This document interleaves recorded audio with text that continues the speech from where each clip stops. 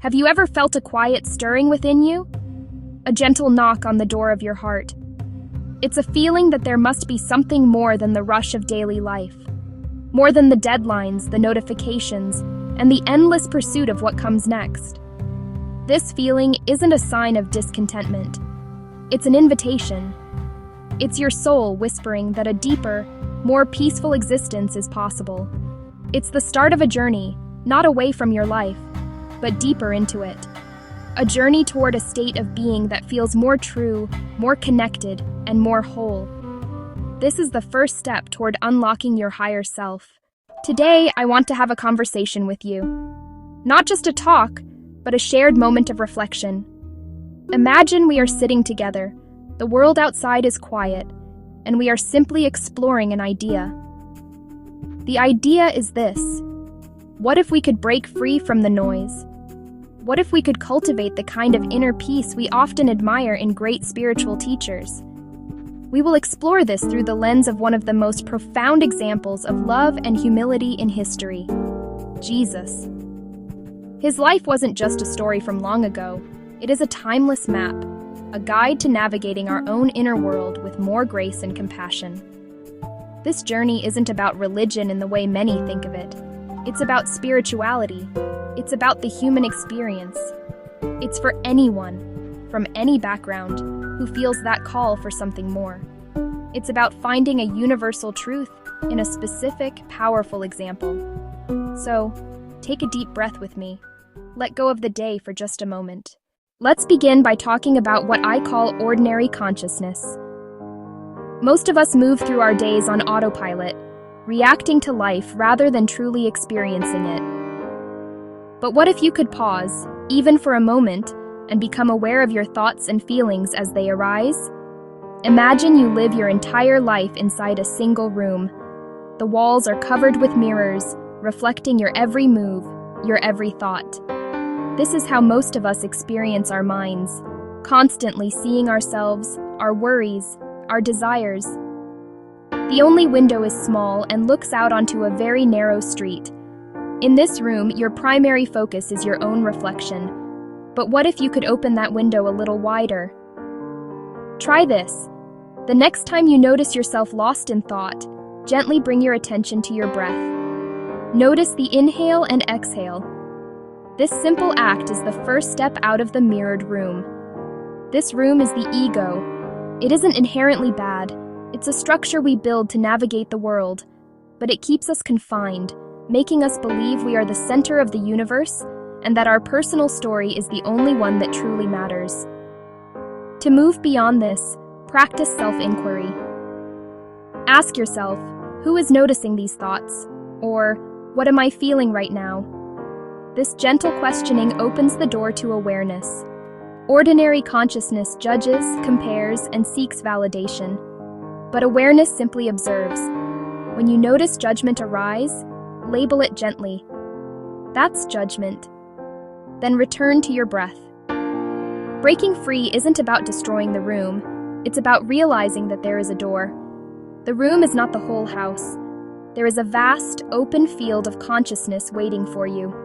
One breath, one moment of awareness at a time. So why is it so important to move beyond the ego, to step out of that mirrored room? Think of the ego as a lens that distorts everything you see. When you look at another person through the lens of the ego, you don't see them as they are. You see them in relation to you. Are they a threat? Are they an opportunity? Can they help you? Can they hurt you? Your perception is clouded by your own needs, your history, and your insecurities.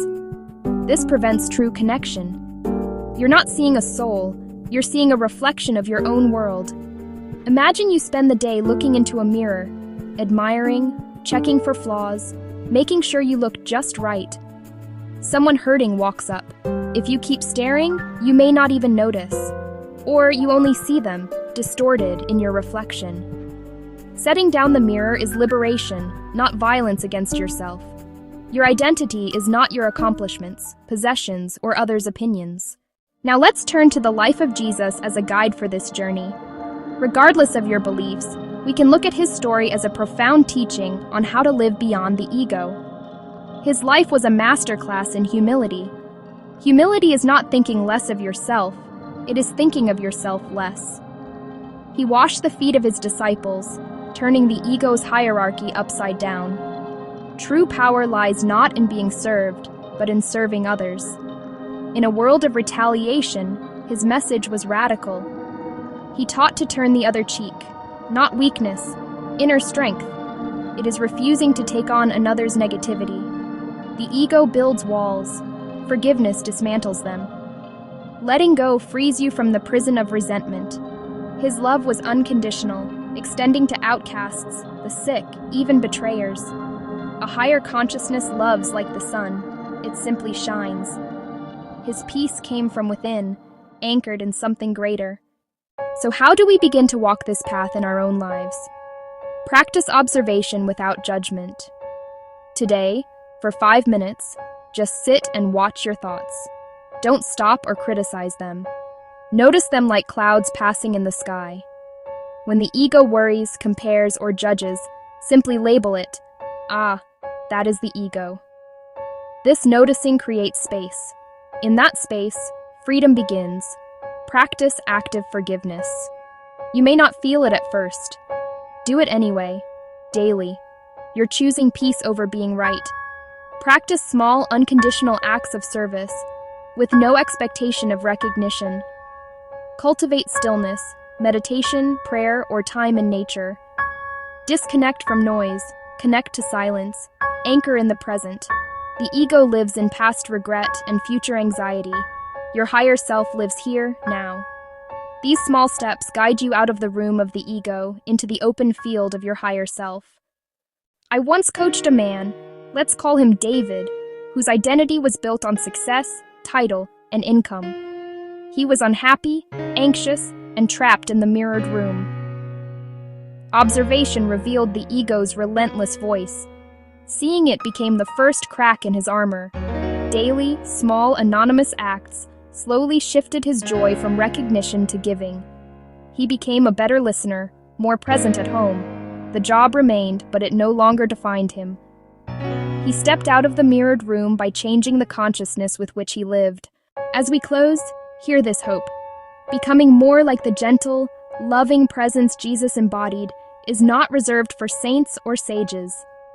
It is your birthright, available here, in the middle of our messy, beautiful, ordinary lives.